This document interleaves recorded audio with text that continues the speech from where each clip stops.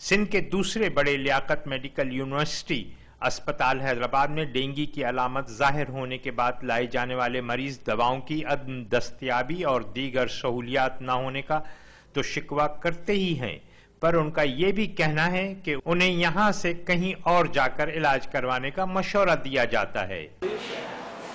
यहाँ पे कोई भी सहूलत ऐसी यहाँ पे मौजूद नहीं है। यहाँ पे जितने डॉक्टर्स हैं ड्यूटी पे, रात को काफ़ी ऐसे डॉक्टर्स हैं।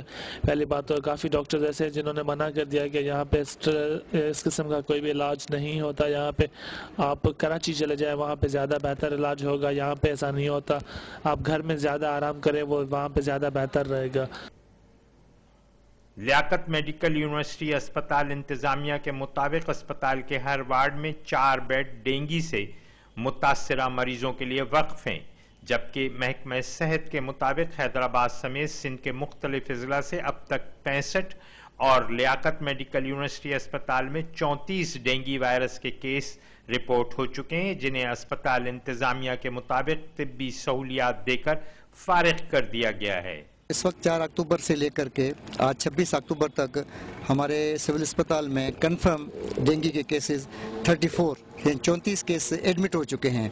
उसमें से एक पेशेंट की डेथ हुई है जो मटियारी का था।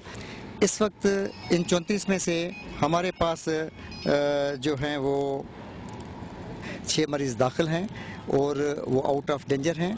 उनके हमको प्लेटलेट्स कम थे तो उनको प्लेटलेट्स भी लगवा लिए हैं।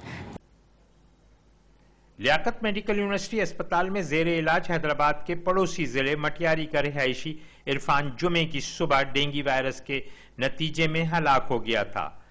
अस्पताल में दाखिल एक और मरीज का कहना है कि वो अपनी मदद आप के तहत डॉक्टरों की बताई हुई दवाएं ला रहे हैं और उन्हें हुकूमत की तरफ से एक अदद पलंग के अलावा कुछ मयसर नहीं। दवाई तो हम अपने पैसों की खरीदे, हुकूमत तो कुछ भी नहीं दे रही है।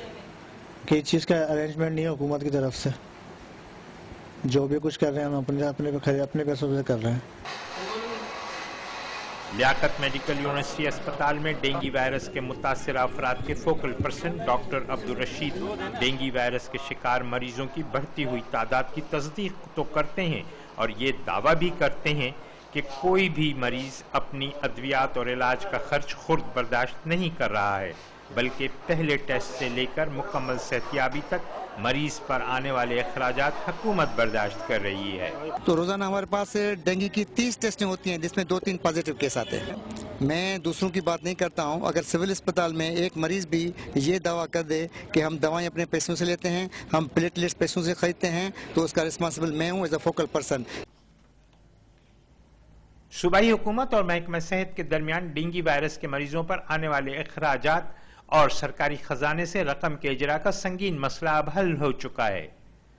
अब देखना यह है कि महकमा सेहत इस डेंगू के मच्छर के शिकार मरीजों के इलाज पर कितनी देखभाल और तवज्जो देता है। Ali Hasan, Dawn News, Hyderabad.